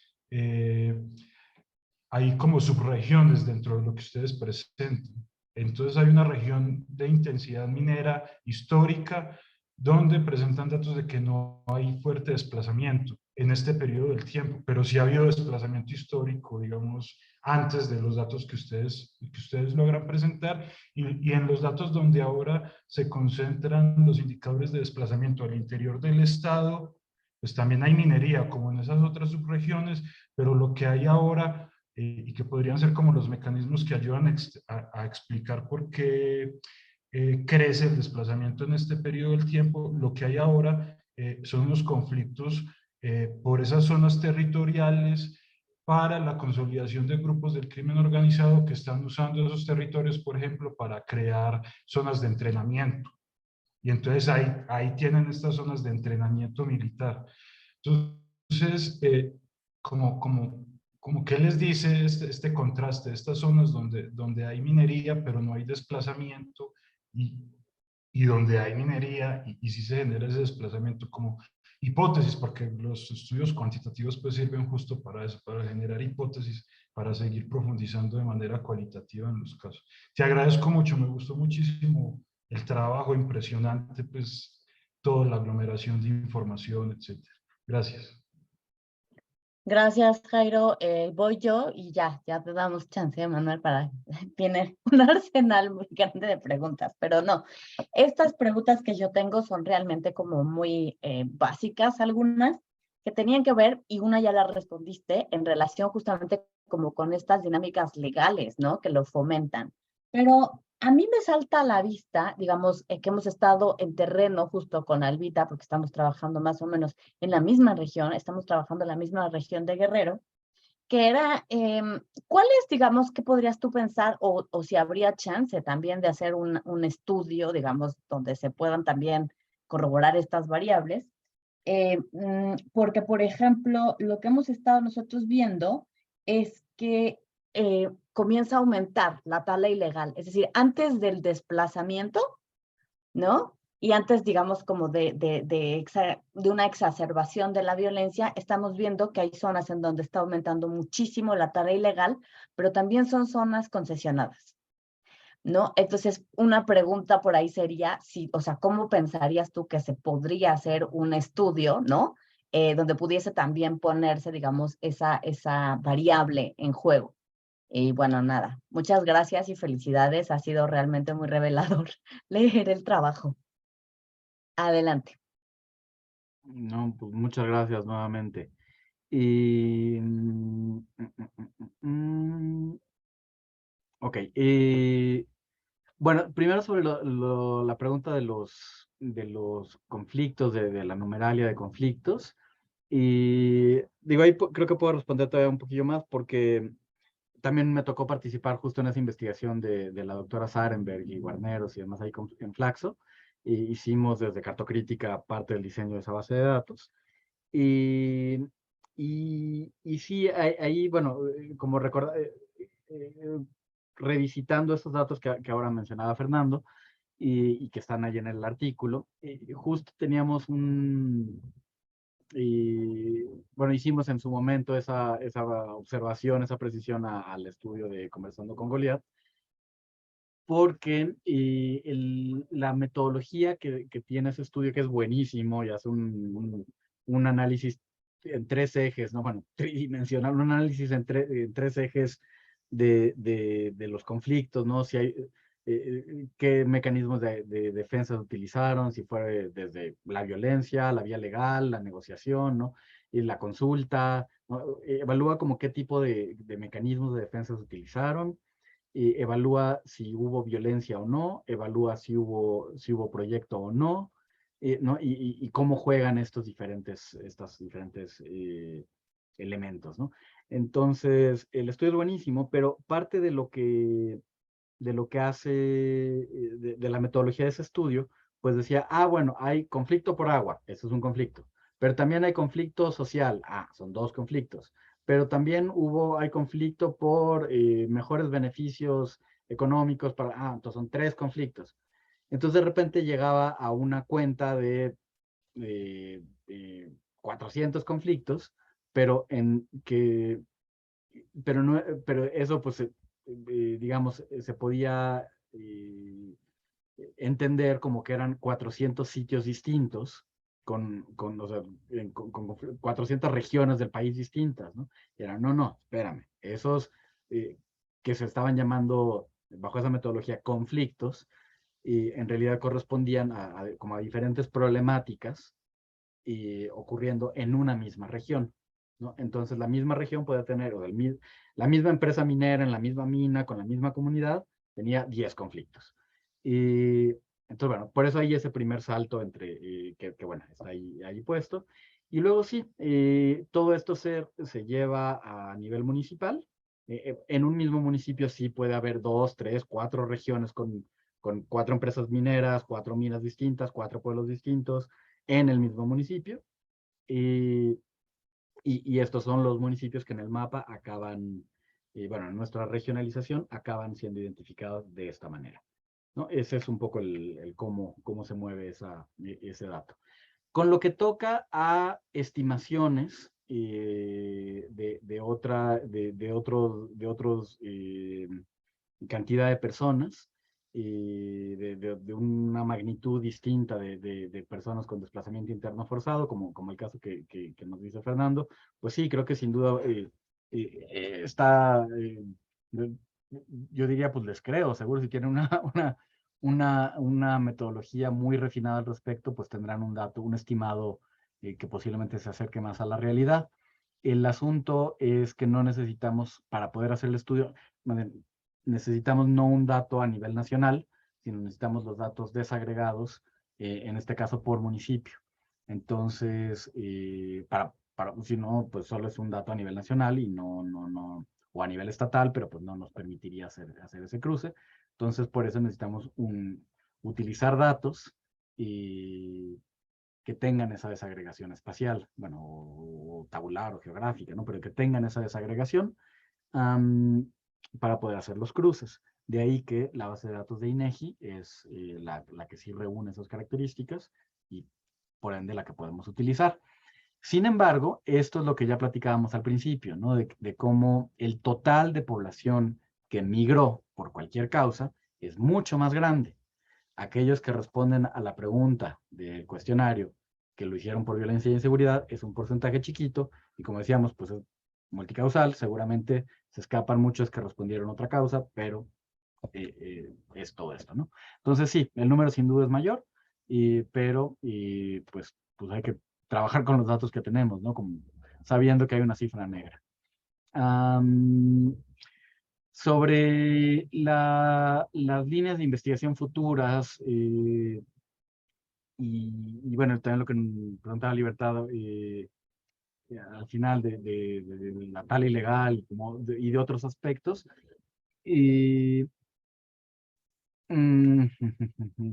Bueno, creo que el primer asunto de qué pasa con las regiones donde hay una alta actividad minera y no hay desplazamiento. Y buena pregunta. Por ejemplo, casos de repente Baja California, ¿no? Baja California Sur, donde podemos ver si hay un proyecto minero muy importante, que tendría un impacto ambiental muy grande, pero no hay no hay población en los alrededores, ¿no? Entonces, mucho tiene que ver con eso. En algunos casos tiene que ver con la cercanía o no a comunidades. Y eso creo que podría explicar una gran parte de ese fenómeno, pero sin duda es una pregunta importante, ¿no? Que habría que relacionarlo con la población en una cercanía de un radio de tanto, ¿no? Y quise estimar por ahí, creo que eso es una pregunta interesante para que en aquellos casos donde sí hay población y no está ocurriendo la migración, pues, una migración, bueno, pues tratar de entender cuáles son las diferencias, ¿no? Y que posiblemente, digo, alguna vez vi un estudio parecido en otra región donde, bueno, de violaciones a derechos humanos, y lo que se topaba era, pues más bien lo explicaba mucho qué empresa era la que estaba operando, ¿no? Algunas empresas tienden a ser mucho más violatorias de derechos humanos que otras.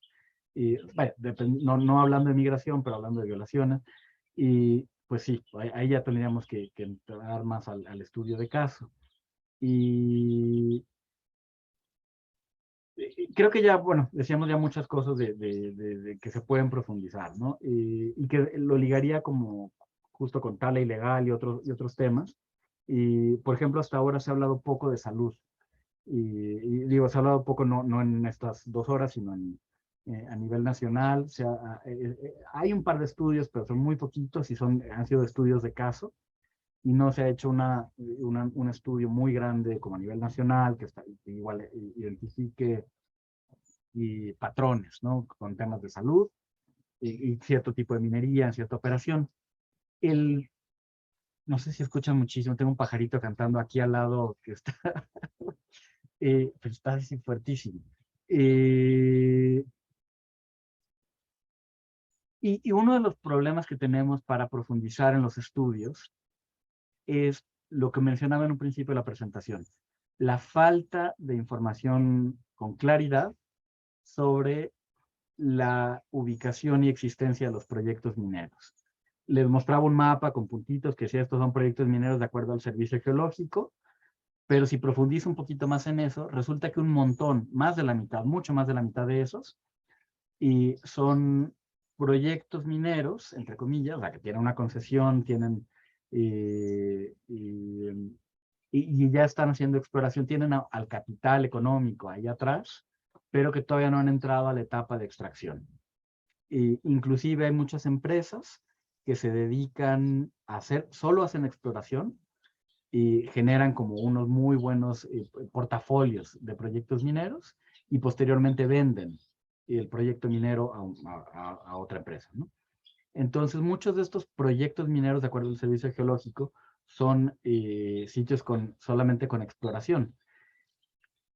Y menciono esto porque entonces, no tenemos como una claridad, no hay un registro de minería en el país que nos identifique de manera clara en qué estatus, cuándo iniciaron obras, cómo se encuentran, cuál es el volumen de presas de jales, cuál es el volumen de tierra removida, cuántas toneladas. No tenemos nada de eso. Y es más, o sea, llegamos al punto de ni siquiera sabemos cuántos proyectos mineros operan con certeza. Y yendo al tema fiscal que mencionábamos hace rato, tampoco sabemos cuántos minerales extrae una empresa. El Cerro de San Pedro, en San Luis Potosí. El Cerro de San Pedro es el escudo de San Luis Potosí. El Cerro de San Pedro ya no existe, es un hoyo. Y no tenemos idea cuántos minerales se extrajeron de ahí. Vaya, yo voy a decir un sinsentido, pero perfectamente se pudo haber extraído 1 onza de oro y haber volado el cerro entero sin ningún beneficio. Es un sinsentido, se sacó mucho de ahí, pero no lo sabemos. Y porque las empresas mineras no reportan de manera pública, sí le reportan a la autoridad, pero de acuerdo a la ley minera son datos confidenciales y entonces no sabemos cuánto extraen, no sabemos cuánto pagan de lo que extraen y entonces son recursos de la nación extraídos al amparo de una ley hecha a modo, ¿no? Y de la cual ni siquiera sabemos cuánto se llevan. Bueno, entonces no sabemos ni siquiera cuánto se llevan, tampoco sabemos cuánta agua ocupan, cuánta agua contaminan, no sabemos, o sea, no tenemos ni idea de la caracterización de cada proyecto minero. Por supuesto, nos podemos asomar a la imagen de satélite y tratar de estimar y cuantificar y podemos hacer un modelo y calcular volúmenes de tierra, o sea, pero no existen estos datos. Entonces, esta también es la dificultad para establecer la temporalidad de antes y después. O sea, como tenemos primero que generar esa base de datos y además, bueno, y cambian de empresa un proyecto es de una empresa, a los 2 años es de otra empresa, a los 3 años otro grupo compra ahora ese proyecto. Entonces, cambian constantemente. Entonces, tenemos una gran desinformación. Y entonces, bueno, creo que lo primero que necesitamos es contar con un registro público que nos hable realmente de los proyectos para luego poderlos ir caracterizando. Eso con una visión nacional. Volteando a ver casos de estudio particulares, pues ahí sí que se pueden hacer muchas más cosas. Y el tema de la tala ilegal, que bueno que ya lo están identificando por ahí, pero sí justo lo que tenemos es, por ejemplo, la gran mayoría, bueno, desde lo que hemos podido identificar nosotros, es que, por ejemplo, no cuentan la gran mayoría de los proyectos mineros con permisos de cambio de uso de suelo, inclusive, o sea, en materia ambiental, todavía no me he metido a la minucia de entender por qué lo hacen así, o con qué argumentación justifican las mineras, pero resulta que la gran mayoría de las minas operan solo con informes preventivos en materia de impacto ambiental. Nos existe la manifestación de impacto ambiental, que igual tiene millones de problemáticas, pero algo mucho más light, mucho menos profundo, riguroso y demás es el informe preventivo, ¿no? O sea, en vez de presentar una manifestación de impacto ambiental completa, presentan solo un informe preventivo y la gran mayoría de las minas operan solo con informes preventivos, ¿no? Y muchísimas sin cambios de uso de suelo. Y, y claro, o sea, y mucho se podría explicar, así como hablábamos de, bueno, primero el desplazamiento en la etapa de, empieza el proyecto, empieza la acumulación, el despojo del territorio, y también podrían venir asociados, cómo no, temas de tala ilegal, ¿no? O sea, de que la tala primero se extrae todo aquello, y ya para que 5 años después, 10 años después, recordando que el tiempo no es una limitación, pues cuando tú llegas a pedir tu autorización de impacto ambiental, pues ya no es zona forestal, ¿no? Entonces ya no hay cambio de uso de suelo.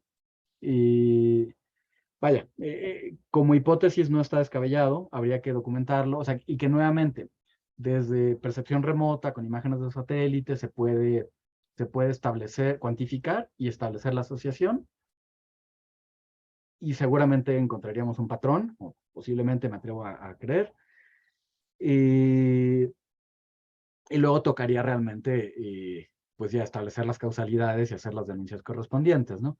Pero bueno, creo que sí, eso sería un asunto interesante de explorar. Pero pues eso, o sea, creo que hay muchas líneas de investigación que se pueden seguir, pero partimos de las limitantes, inclusive de la información sobre los proyectos mineros, cuando los queremos, insisto, voltear a ver a nivel nacional, ¿no? Si queremos hablar solo de un caso, el que sea, pues sí, es mucho más fácil, porque, bueno, se conoce, se documenta en campo y demás, pero cuando lo queremos hacer ese estudio y llevarlo al país entero, topamos con pared. Entonces, bueno, estamos ahí construyendo, estamos por sacar, yo creo que en un mes, estaremos publicando un portal de la minería, y donde vamos a poner los registros o la ausencia de registros, y no hemos encontrado, o sea, por ejemplo, nuevamente con el caso de Buenavista del Cobre y el derrame, ¿no? de sulfato de cobre y de todo tipo de químicos tóxicos a los ríos, pues resulta que en el RETSE, el Registro de Emisiones y Transferencia de Contaminantes que tiene la Semarnat, donde hay todas las empresas que trabajan con sustancias que están en una norma, la norma RETSE, y por arriba de cierto umbral, de cierto volumen, tienen que reportar, ¿no? Y son emisiones al aire o transferencias de contaminantes al suelo, al agua o a disposición final. Y por ejemplo nos topamos, y existen, perdón, los datos del RETSE, creo que del 2004 al 2020, los datos que están públicos. Y en este periodo, Buenavista del Cobre no ha reportado en una sola ocasión transferencia de contaminantes al agua, ¿no? O sea, el peor derrame de la historia y el peor pasivo ambiental, el peor accidente minero, y pues no lo reporta al RETSE, ¿no? O sea, al instrumento, y además de la corrupción que ha habido en la nula remediación, pero los datos que el registro que se encarga de llevar la cuantificación química de sustancias químicas tóxicas en el ambiente, pues no tiene el dato, ¿no? Entonces, cosas como estas estamos reportándolos para todo el país, es lo que estaremos publicando, y los permisos de la Conagua, y donde nuevamente encontramos cientos de proyectos mineros que no tienen un solo permiso de agua, ¿no? O sea, ¿con qué están operando? ¿Cómo se gestiona el tema?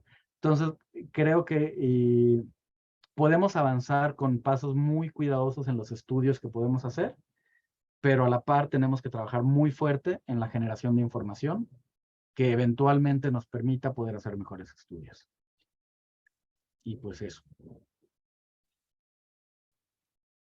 No, pues excelente, muchísimas gracias, Manuel. Por aquí, ¿alguna otra manita, algún comentario? Morna, te veo con el micrófono abierto. Sí, no, pero no, solo era para agradecer mucho y yo siento que es una muy buena manera de empezar el seminario este año. Así que muchísimas gracias, Manuel. No, pues al contrario, me da muchísimo gusto poder estar por acá y compartir. Y pues con gusto y a la orden cualquier información que requieran.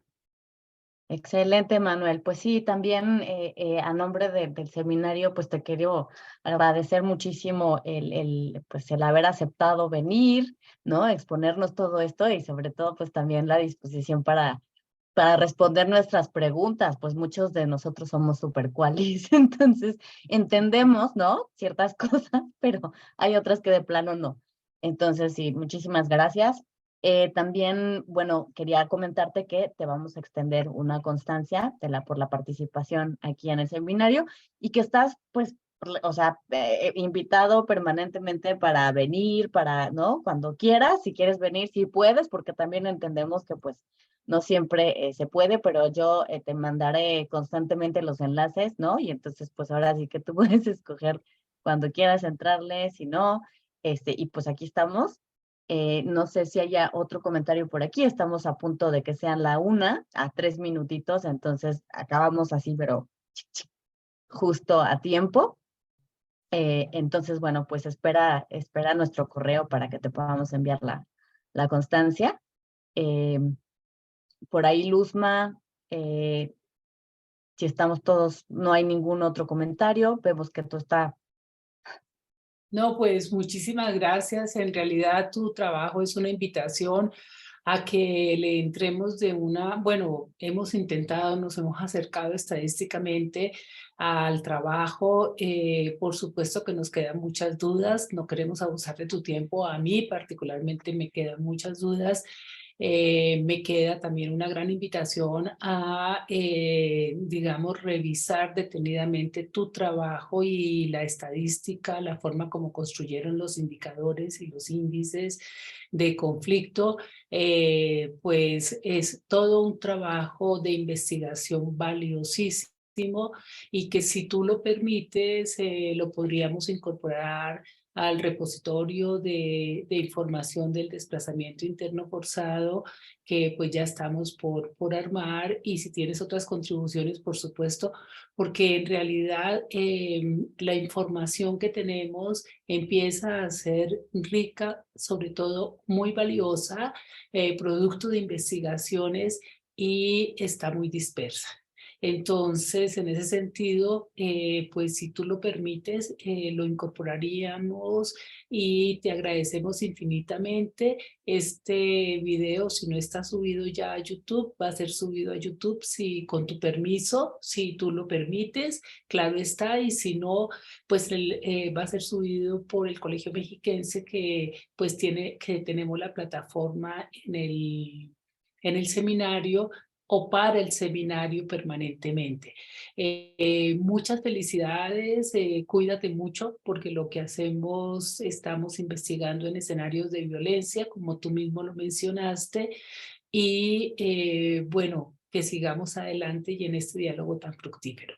Gracias. No, pues por supuesto, claro que digo, el artículo por eso es público, está a disposición, y cualquier información adicional, con mucho gusto. Gracias. Excelente, Manuel. Pues sí, nos vamos a meter a checar muchísimo más cosas de cartocrítica porque efectivamente hacen un trabajo muy, muy importante, muy sólido y bueno, evidentemente, pues para todos los que estamos en estas cosas es súper relevante. Pues muchas gracias, Manuel. Muchas gracias a todos. Nos vemos el próximo mes. Ya les estaré yo enviando todo el material y todo. Vamos a tener varias participaciones de nuevos integrantes que van a hablar de nuevos casos también, ¿no? De otras regiones. Entonces esto va a estar muy nutrido y muy movido. Muchas gracias.